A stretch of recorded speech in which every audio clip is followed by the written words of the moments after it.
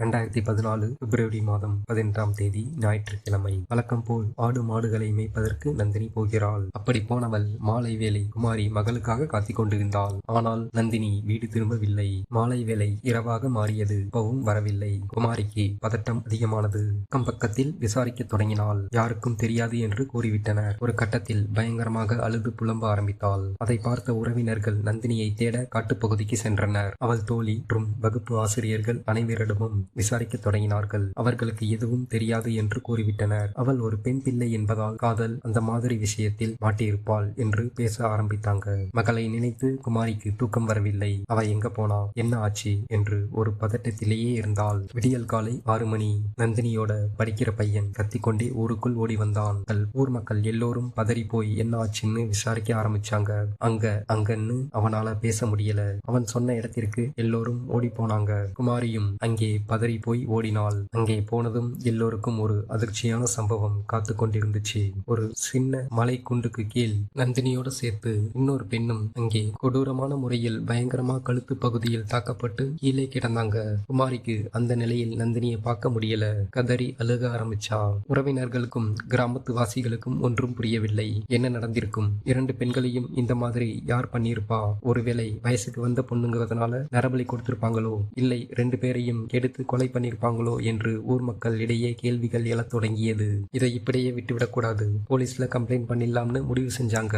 அது வரைக்கும் பாடி பக்கத்துல யாரும் போக கூடாதுன்னு ஊர் மக்கள் எல்லாம் பேசிக்கிட்டாங்க. வாங்க இந்த உண்மை சம்பவத்தை முழுசா பார்க்கலாம். அறந்தாங்கி மாவட்டம் புளியஞ்சேரி என்ற கிராமம். கிராமத்திற்கு அதிகமாக பஸ் வசதி கிடையாது. நேரத்திற்கு மட்டும்தான் வரும். கிராமத்தில் மொத்தமாகவே 30 குடும்பம் தான் இருக்கும். இவர்களுடைய வாழ்வாதாரத்திற்கு சொந்தமான நிலம் இருக்கிறது. அதில் விவசாயம் செய்கிறார்கள். வீட்டில் சில ஆண்கள் வெளிநாட்டில் வேலை பார்க்கிறார்கள். இந்த கிராமத்தில் வசிப்பவர்கள் தான் நாச்சியப்பன் குடும்பம். நாச்சியப்பன் வெளிநாட்டில் வேலை பார்க்கிறான். அவன் மனைவி குமாரி விவசாயம் செய்து கொண்டு குடும்பத்தையும் பார்த்துக் கொள்கிறாள். இவர்களுக்கு ஒரு மகள் 10ஆம் வகுப்பு படிக்கிறாள். பெயர் நந்தினி. பருவமெட்டிய வயது. நல்ல அழகாக இருப்பாள். நன்கு படித்து நல்ல பெண் என்று பெயர் வாங்குவாள். அவள் தினமும் பள்ளி முடித்துவிட்டு வீட்டிற்கு வந்ததும் காலையில் அவள் அம்மா காட்டில் ஆடு மாடுகளை மேய்க்க விட்டுவிட்டு வருவாள். அதை ஓட்டி வந்து தொழுவத்தில் அடைப்பது நந்தினியின் வேலை. விடுமுறை நாட்களில் காலையிலேயே படிக்க புத்தகம், உணவு எடுத்துக்கொண்டு ஆடு மேய்க்க காட்டிற்கு சென்று விடுவாள். அங்கே ஒரு நிழலில் உட்கார்ந்து கொண்டு படிப்பது, தூங்குவது என்று இருப்பாள். இப்படி ஒரு சம்பவம் நடந்த பிறகு போலீஸ்ல கம்ப்ளைண்ட் பண்ணாங்க.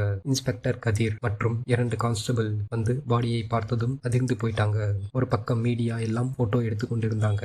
உடனே கதிர் 2 போலீஸிடம் விஷயம் ரொம்ப பெருசா இருக்கு, இன்னைக்கு சாயங்காலமே பேப்பர்ல வந்துரும், டிஎஸ்பி கிட்ட தகவல் பண்ணிடலாம்னு கதிர் போன் பண்ணான். டிஎஸ்பி கிட்ட, சார் விஷயம் ரொம்ப பெருசா இருக்கு, ஸ்கூல் படிக்கிற பொண்ணுங்களை படுகொலை பண்ணியிருக்காங்க, உடனே இன்வெஸ்டிகேஷன் ஸ்டார்ட் பண்ணணும், ஸ்பெஷல் டீம் அனுப்பி வைங்க சார் என்று கூறினான். போலீஸ் டீம் வந்ததும் பாடியை சுத்தி ஏதாவது தடயங்கள் கிடைக்குதான்னு ஃபுல்லா செக் பண்ணாங்க. அப்பதான் அவங்களுக்கு சின்ன சின்ன தடயங்கள் எல்லாம் கிடைச்சது. அந்த பெண்களோட உடைந்த வளையல், அருந்த மணி மாலைகள் எல்லாம் கிடைத்தது. இன்ஸ்பெக்டர் கதிருக்கு 2 பேரையும் பாலியல் ரீதியாக துன்புறுத்தப்பட்டிருக்கலாம்னு சந்தேகம் வர ஆரம்பிச்சது. பாடியை ரிகவர் பண்ணி போஸ்ட்மார்ட்டம் பண்ண அனுப்பி வச்சாங்க.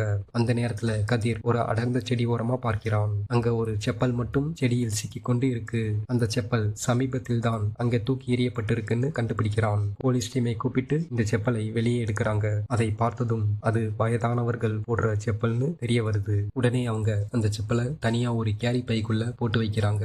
இந்த மாதிரி பக்கத்துல ஏதாவது இன்னொரு செப்பல் கிடைக்குதான்னு தேட ஆரம்பிக்கிறான். ஆனால் எந்த ஒரு செப்பலும் அவன் கண்களுக்கு தென்படவில்லை. கதிர் இப்போ 2 பெண்களோட வீட்டுக்கு விசாரணைக்கு போகிறான். அங்க பெண் வீட்டை சேர்ந்தவங்க உறவினர்கள் எல்லாம் பயங்கரமா கதறி அழுகிறார்கள். கதிரால எந்த ஒரு விசாரணையும் நடத்த முடியல. சரி, அந்த பொண்ணுங்க படிச்ச ஸ்கூலுக்கு போகலாம்னு முடிவு பண்ணி அங்க போகிறான். அங்க டீச்சர் ஃப்ரெண்ட்ஸ் கிட்ட எல்லாம் விசாரிக்க ஆரம்பிக்கிறான். 2 பொண்ணுமே அமைதியானவங்க, யார்கிட்டயும் அதிகமா பேச மாட்டாங்க. அவங்க மேல எந்த ஒரு கம்ப்ளைண்ட்டும் சொல்ல முடியாது அப்படின்னு அவங்க டீச்சர் ஃப்ரெண்ட்ஸ் எல்லாம் சொல்றாங்க. பசங்க கிட்ட பேசுற மாதிரி இல்ல யாரையாவது லவ் பண்ற மாதிரி உங்களுக்கு ஏதாவது தகவல் வந்திருக்கான்னு கேட்கலாம். அதற்கு அந்த டீச்சர், அப்படியெல்லாம் அவங்க யார்கிட்டயும் பேசி நான் பார்த்ததில்லை. சரி டீச்சர், நான் வரேன்னு சொல்லி கதிர் அந்த இடத்தை விட்டு கிளம்புகிறான். நேரா நந்தினியோட அம்மா குமாரியை சந்திக்க போகிறான். இந்த பாருங்கம்மா, இப்ப இருக்கிற சூழ்நிலையில நீங்க ரொம்ப மனவேதனையில இருக்கீங்க.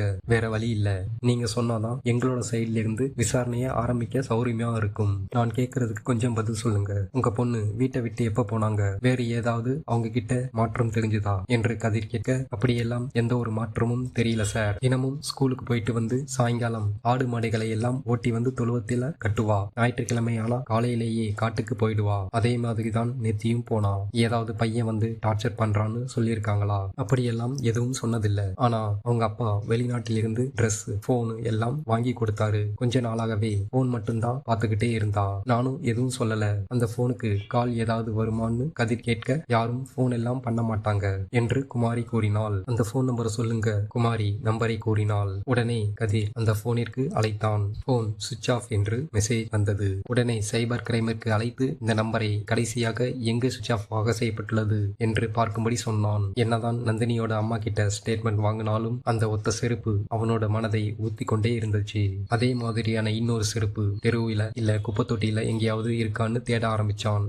அப்போதுதான் கிராமத்து எல்லையில் ஒரு தனி குடிசை வீட்டை பார்க்க அந்த வீட்டை நோக்கி நடந்து போகிறான். அந்த வீட்டு ஓரத்துல செடி புல்லா மண்டி இருக்கு. அங்க ஒரு செப்பலை பார்க்கிறான். இந்த செப்பலும் வயதானவர்கள் போடுற மாதிரி இருக்கு. அதுவும் இல்லாமல் பாடிக்கு பக்கத்துல கிடைச்ச இன்னொரு ஜோடி இதுதான்னு முடிவு பண்றான். கொஞ்சம் கூட தாமதிக்காமல் வீட்டோட கதவை தட்டுகிறான். 70 வயது கிழவன் கதவை திறக்கிறான். கதிர் செருப்பை பற்றி விசாரிக்காமல் சாதாரணமா விசாரிக்க ஆரம்பிக்கிறான். உங்க பெயர் என்னன்னு கேட்க, கிழவன் எந்த ஒரு பதட்டமும் இல்லாமல் நீங்க யாரு என்று கேட்கிறான். அதற்கு கதிர், நான் போலீஸ், ஒரு இன்வெஸ்டிகேஷனுக்காக விசாரிக்க வந்திருக்கிறேன் என்று சொல்ல, கிழவன் என் பெயர் வேம்பையன் என்று கூறினான். நீங்க என்ன பண்றீங்க? இங்க எத்தனை வருஷமா இருக்கீங்கன்னு கதிர் கேட்க, நாங்க பரம்பரையா இந்த கிராமத்துல தான் வசிச்சு கொண்டு வருகிறேன். என்னோட தொழில் ஆடு மாடு மேய்ப்பது. அந்த காட்டுல தான் என்னோட ஆடு மாடுகளை மேய்ச்சிட்டு வருவேன் அப்படின்னு கிழவன் கூறினான். காட்டுல 2 பொண்ணுங்க இறந்து போயிருக்காங்க. அது உங்களுக்கு தெரியும் என்று நினைக்கிறேன். நேற்று ஞாயிற்றுக்கிழமை நந்தினி மற்றும் பிரபா காட்டுல தான் இருந்திருக்காங்க. நீங்க அவங்கள பாத்தீங்களா? உங்களுக்கு அந்த பொண்ணுங்க கிட்ட ஏதாவது மாற்றம் தெரிஞ்சிச்சா என்று கதிர் கேட்க, நான் நந்தினி தோழியை பார்க்கல. நந்தினியை மட்டும்தான் பார்த்தேன். ஆனா பெருசா எந்த ஒரு மாற்றமும் இல்லை. சாதாரணமா தான் இருந்தா. மதியான நேரத்துல என்கிட்ட தண்ணி தீர்ந்து போச்சு, குடிக்க தண்ணி கொடுங்க என்று கூட கேட்டா. நான் ஒரு பாட்டில் தண்ணீர் கொடுத்தேன். அதுக்கப்புறம் எனக்கு வேலை இருந்ததால நான் மதியானம் 3 மணிக்கு எல்லாம் கிளம்பி விட்டேன். அப்புறம் என்ன நடந்துச்சுன்னு எனக்கு தெரியல. மறுநாள் காலை எல்லோரும் சொல்லித்தான் எனக்கு விஷயம் தெரிஞ்சிச்சு என்று கிழவன் கூறினான். வீட்டுல யாரெல்லாம் இருக்கீங்க என்று கதிர் கேட்க, நானும் என் மனைவி மட்டும்தான். எங்களுக்கு குழந்தை கிடையாது. நாங்க 2 பேரும் மட்டும்தான் இங்கே வசிச்சுக்கிட்டு வருவோம். உங்க மனைவி பேரு ராக்காயி. சிறிது கணம் யோசித்து விட்டு அந்த இடத்தை விட்டு கிளம்பினான். வெளியே வந்ததும் வாசலில் செருப்பு இருக்கும் இடத்தை பார்க்கிறான். அங்கே கிழவனுடைய செருப்பு மட்டும்தான் இருக்கிறது. அவன் மனைவியுடைய செருப்பு அந்த இடத்தில் இல்லை. அதை பார்த்த கதிர் ஒரு சந்தேகத்துடன், உங்கள் மனைவி எங்கே என்று கேட்கிறான். அதற்கு அந்த கிழவன், அவளுக்கு உடம்பு சரியில்லை, உள்ள படுத்துங்குறா என்று கூறினான். அதை கேட்டுக்கொண்டு கதிர் அமைதியாக வெளியே நடக்க தொடங்கினான். அப்போது அவன் போனிற்கு அழைப்பு வந்தது. குட் மார்னிங் சார், சைபர் டீமிலிருந்து பேசுகிறேன். சொல்லுங்க ராஜேஷ். சார், அந்த பொண்ணோட போன் கடைசியா சுவிட்ச் ஆஃப் ஆன லொகேஷன் கண்டுபிடிச்சாச்சு. சூப்பர் ராஜேஷ், உடனே எனக்கு லொகேஷனை ஷேர் பண்ணுங்க. சில நிமிடத்தில் கதிரினுடைய போனிற்கு மெசேஜ் வந்தது. அதை ஓபன் செய்து லொகேஷனை பார்த்தான். அவன் இருக்கும் இடத்தின் பக்கத்திலேயே லொகேஷன் காட்டுகிறது என்று கதிருக்கு குழப்பமாக இருந்தது. சுற்றியும் பார்க்க கிழவனுடைய வீட்டை தவிர வேறு எந்த ஒரு வீடும் இல்லை. கிழவனிடம்தான் நந்தினியின் போன் இருக்கிறது என்று கதிர் உறுதி செய்கிறான். இருந்தாலும் போஸ்ட்மார்ட்டம் ரிப்போர்ட் கைக்கு வரும் வரை காத்திருக்கலாம் என்று முடிவு செய்கிறான். மறுநாள் போஸ்ட்மார்ட்டம் ரிப்போர்ட் கதிரிடம் கிடைத்தது. கதிர் ரிப்போர்ட்டை பார்த்ததும் அதிர்ந்து போனான். 2 பெண்களும் கர்ப்பமா இருக்காங்கன்னு அந்த ரிப்போர்ட்ல வந்திருந்துச்சு. அப்போ 2 பெண்களும் கர்ப்பமானதால் தான் கொலை செய்யப்பட்டு இருக்கிறார்கள் என்று கதிர் புரிந்து கொண்டான். ஏன் இந்த கொலையை கிழவனும் அவன் மனைவியும் செஞ்சிருக்க கூடாது? கிழவன் அந்த காட்டுல தான் மாடு மேய்க்கிறான். அவன் மனைவி செப்பல் வேற கொலை நடந்ததற்கு பக்கத்திலேயே கிடைச்சிருக்கு. இதெல்லாம் ஓரளவு மேட்சிங் ஆகுது என்று யோசித்தான். உடனே போலீஸ் டீமை அவன் இருக்கும் ஸ்பாட்டிற்கு வர செய்தான். எல்லோரும் சேர்ந்து கிழவனுடைய வீட்டின் கதவை தட்டினார்கள். கிழவன் வீட்டை விட்டு வெளியே வந்தான். அந்த 2 பெண்களை எதற்காக கொலை செஞ்சீங்க என்று எடுத்தவுடன் கேட்டான் கதிர். எனக்கு எதுவும் தெரியாது, கொஞ்சம் வெளியே போறீங்களா என்று கிழவன் படபடப்புடன் கூறினான். நந்தினியோட போன் உன்கிட்டதான் இருக்குன்னு எனக்கு நல்லா தெரியும். ஒழுங்கா உண்மையை சொல்லிட்டினா உனக்கு பிரச்சனை கம்மியா இருக்கும் என்று கதிர் கோபமடைந்தான். திடீரென்று கிழவனுடைய மனைவி வெளியே வந்தாள். என்ன சார், வயசானவங்க கூட பார்க்காம இப்படி பேசுறீங்க என்று ராக்காயி வேகமாக கத்தினாள். உடனே கதிர், இவங்க 2 பேரையும் வண்டியில ஏத்துங்க என்று கான்ஸ்டபிளிடம் கூறினான். கான்ஸ்டபிள் ஜீப்பில் இருவரையும் ஏற்றினார். போலீஸ் கஸ்டடியில் வைத்து கதிர் கிழவனையும் அவன் மனைவியையும் விசாரிக்க தொடங்கினான். கடைசி வரை கிழவன் வாயிலிருந்து எனக்கு எதுவும் தெரியாது என்றுதான் வந்து கொண்டிருந்தது. பிறகு கதிர் போலீஸ் பாணியில் விசாரிக்க அவன் கொடுக்கும் சித்திரவதையை தாங்க முடியாமல் கிழவன் பேசத் தொடங்கினான். சிறு வயதிலிருந்து நந்தினியை எனக்கு தெரியும். அவளை தினம்தோறும் காட்டில் பார்த்து வருகிறேன். அவள் அழகும் அவளுடைய மேனியும் என்னை தினம்தோறும் என் மனதை கலங்கடிக்க செய்யும். எப்படியாவது அவளை நம் வசம் ஆக்கிக் கொள்ள வேண்டும் என்று பல நாட்கள் நினைத்து கற்பனையில் வாழ்ந்திருக்கிறேன். கொண்டேன். ஒரு நாள் மறைவாக உட்கார்ந்து போனில் ஹெட்போன் மாட்டிக்கொண்டு எதையோ பார்த்து கொண்டிருந்தாள். அவள் என்ன பார்க்கிறாள் என்று பார்ப்பதற்காக அவளுக்கு தெரியாமல் பின்பக்கமாக சென்று பார்த்தேன். அவள் போனில் படம் பார்த்து கொண்டிருந்தாள். நான் பக்கத்தில் சென்று நந்தினி என்று கூப்பிட அவள் மிகுந்த பதட்டத்துடன் எழுந்திருச்சா. என்னை பார்த்ததும் பயத்தில் நடுங்கத் தொடங்கினாள். பயப்படாத நந்தினி, நான் தான். இந்த வயசுல பார்க்காம வேற எப்ப பார்க்க போற என்று சொல்லி என்னிடம் இருந்த ஒரு நம்பிக்கையை நந்தினிக்கு கொடுத்தேன். எனக்கு தெரிந்த 2 இணையதளத்தை சொல்லி இதை பார், ரொம்ப அருமையா இருக்கும் என்று சொல்ல அவள் எதுவும் சொல்லாமல் கூச்சப்பட்டுக்கிட்டு இடத்தை விட்டு நகர்ந்து சென்றாள். அப்போது என்னுடைய கண்கள் அவளை நோக்கியே இருந்தது. மறுநாள் சாயங்கால வேளை ஆடு மாடுகளை வீட்டிற்கு அழைத்து செல்ல வந்தாள். அப்போது கிழவனை பார்த்ததும் வெட்கத்தோடு தலை குனிந்து நடந்து சென்றாள். அப்போது கிழவன் நந்தினியை பார்த்து, நந்தினி, அந்த இணையதளம் எப்படி இருந்துச்சு என்று கேட்க எதுவும் பேசாமல் தலை குனிந்தபடி நடந்து சென்றாள். பயப்படாத நந்தினி, நான் யார்கிட்டையும் சொல்ல மாட்டேன். இதெல்லாம் சகஜம்தான். உனக்கு என்ன உதவி வேண்டுமானாலும் என்கிட்ட கேளு என்று நந்தினிக்கு ஒரு நம்பிக்கையை கொடுக்கிற மாதிரி அந்த நேரத்தில் கிழவன் பேசினான். அதை காதில் வாங்கி கொண்டு அவள் கொஞ்ச நேரத்தில் கிழவன் அருகில் வந்தாள். கிழவனை வெட்கத்தோடு பார்த்து, நீங்க சொன்னது இந்த போன்ல வரமாட்டேங்குதுன்னு மென்மையான குரலில் கூறினாள். அதற்கு கிழவன் உடனே போனை கொடு, நான் பார்க்கிறேன் என்று அவளுடைய போனை வாங்கி ஒரு சில செட்டிங்கை எல்லாம் மாற்றிவிட்டு இணையதளத்தை ஓபன் செய்து அவளிடம் காட்டினான். விதவிதமாக ரகமாக அருமையாக இருந்தது. அவளுடைய கண்களுக்கு விரிந்தளித்தது. அதை பார்த்த நந்தினிக்கு தாங்க முடியாத ஆனந்தம். அழகான தேவதை போல் இருக்கிறாள், எப்படியாவது தன் வசமாக்கிக் கொள்ள வேண்டும் என்று அவனை கட்டுப்படுத்திக் கொண்டு, இந்தா நந்தினி, சந்தோஷமாக பாரு, உனக்கு எப்ப என்ன டவுட் இருந்தாலும் என்கிட்ட கேளு என்று மீண்டும் அவளுக்கு ஒரு நம்பிக்கையை கொடுத்தான். அவளும் பார்க்க ஆரம்பித்தாள். அவன் கொடுத்த இணையதளம் நந்தினிக்கு ரொம்ப பிடித்திருந்தது. அதை வீட்டிலும் தனிமையிலும் பார்த்து அதிலேயே மூழ்க தொடங்கினாள். மறுநாள் கிழவனை பார்த்து சின்னதாக சிரிப்பு ஒன்று சிரித்துவிட்டு சென்றாள். அதை புரிந்து கொண்ட கிழவன் நந்தினியிடம் சென்றான். நந்தினி தனிமையில் உட்கார்ந்து எதையோ யோசித்துக் கொண்டிருந்தாள். தனிமை அவளை வாட்டி கொண்டிருந்தது. பசியை யாராவது வந்து தீர்க்க மாட்டாங்களா என்று ஏங்கிக் கொண்டிருந்தாள். கிழவன் அவள் அருகில் வந்து உட்கார்ந்தான். நந்தினி எப்படி இருக்கு என்று கிழவன் கேட்க, ரொம்ப நல்லா இருக்கு என்று வெட்கத்துடன் தலை குனிந்தாள். உனக்கு வேற என்ன உதவி வேண்டுமானாலும் தயங்காமல் என்கிட்ட கேளு, உனக்கு சேவை செய்ய நான் காத்து கொண்டிருக்கிறேன் என்றான். நந்தினிக்கு அண்ணன் தங்கை யாரும் இல்லை. அவள் அப்பாவும் பக்கத்தில் இல்லை. அம்மா மட்டும்தான் அவளை பார்த்து கொள்கிறாள். அவளுக்கு ஆறுதலாக பேச யாரும் இல்லாததால் கிழவன் பேச்சுக்கு அடிமையாகினாள். கிழவனுடன் பழக வேண்டும் என்று நந்தினிக்கு ஆசை வந்தது. அதை கிழவன் நன்றாக புரிந்து கொண்டு மென்மையாக அவள் கைகளுடன் இருக்க பிடித்து ஒரு விஷயத்தை போனில் பார்த்து கற்பனையில் நினைத்து கொண்டால் அந்த அளவிற்கு நன்றாக இருக்காது. ஒரு விஷயத்தின் மீது ஆசை வந்தால் அதை நிஜ வாழ்க்கையில் அனுபவித்து தீர்த்து கொண்டால் அருமையாக இருக்கும் என்று கிழவன் நந்தினியிடம் ஆசை வார்த்தையை கூறினான். கிழவனுடைய கிசுகிசுப்பான பேச்சும் அவனுடைய காந்தம் மிக்க பார்வையும் நந்தினியை ஏதோ செய்ய தொடங்கியது. முதல் முறையாக எந்த ஒரு ஆணின் கையும் படாமல் இருந்த நந்தினிக்கு கிழவன் கை பட்டதும் மனதினுடைய படபடப்பு அதிகமானது. எனக்கு பயமாக இருக்கிறது என்று பதறி போய் கைகளை விலக்கிவிட்டு இளமுயல கிழவன் அவளை விடாமல் அவள் கைகளை மீண்டும் பிடித்து அவளுடைய மனதை இதமாக்க செய்தான். அந்த கணம் நந்தினிக்கு அவனுடைய அரவணைப்பு தேவைப்பட்டதால் நந்தினியின் கண்கள் கிழவனை நோக்கியே இருந்தது.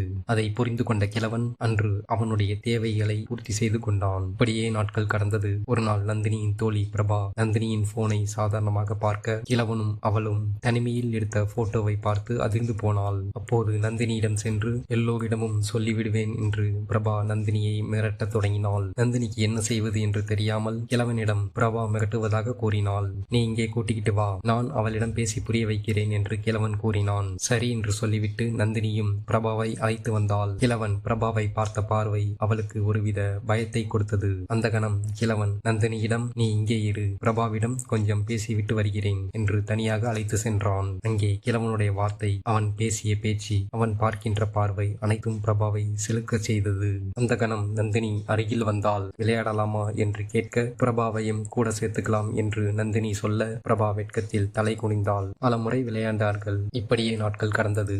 ஒரு நாள் நந்தினி, நான் கர்ப்பமாக இருக்கிறேன் என்று அழுதாள். கிழவன் ஆறுதல் கூறி, இதற்கு மருந்து மாத்திரை எல்லாம் இருக்கு, நீ பயப்பட தேவையில்லை என்று சொல்லி அனுப்பி வைத்தான். அந்த நேரத்தில் பிரபாவும் வந்தாள். அவள் கண்களில் கண்ணீரும் உடலில் ஒருவித நடுக்கமும் இருந்தது. கிழவன் என்ன என்று பிரபாவை கேட்க, நான் கர்ப்பமாக இருக்கிறேன் என்று கூறினாள். நந்தினியும் பிரபாவும் ஒரு பதட்டமான சூழ்நிலையில் இருந்தாங்க. 2 பேரும் கிழவனை தவிர யார்கிட்டையும் உதவி கேட்க முடியாத சூழ்நிலையில தவிச்சுக்கிட்டு இருந்தாங்க. ஒரு பக்கம் கிழவன் ஆறுதல் சொன்னாலும் அவனுக்கு என்ன செய்வது என்று வழி தெரியாமல் இருந்தான். இப்படியே நாட்கள் நகர்ந்தன. வேறு வழி இல்லாமல் கிழவன் அவன் மனைவி ராக்காயியிடம் கூறினான். ஒரு பக்கம் கிழவன் மீது கடுமையாக கோபம் அடைந்தாலும் அவனை காப்பாற்ற வேண்டும் என்று முடிவு செய்தாள். கர்ப்பமாயிட்டாங்கன்னு அவங்க எப்ப சொன்னாங்க என்று ராக்காயி கேட்க, 1 மாதத்திற்கு மேல இருக்கும். 1 மாசமாச்சா? இனி மருந்து சாப்பிட்டாலும் எந்த பிரயோஜனமும் இருக்காது.